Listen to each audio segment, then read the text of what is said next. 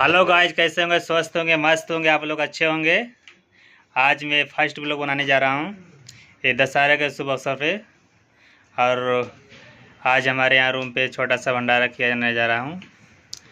और हमारे इधर सुनील भाई बैठे हैं, पूड़ी का तैयारी बना रहे हैं, लोई काट रहे। इधर जितेंद्र जी दिखाई दे रहे हैं, देखिए ना, थोड़ा दिखाई दे रहे हैं, हंस भी रहे हैं।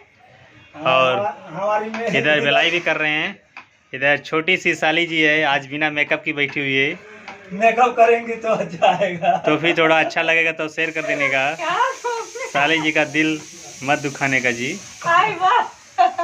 इधर हमारे भाई साहब बैठे हैं, बाल में नहीं है इनके, बाल थोड़ा खत्म हो गया है। अरे बड़े इधर साली जी कितना मजा ले रही हैं। बाल लगा लिया करो। साली जी इतना मजा ले रही हैं, लग रहा है कि बेलना से ही मजा ले लेंगी। अभी डाल दो। इधर सुनील भाई वीडियो ये लो पूरे लोग आए में देख रहे हैं।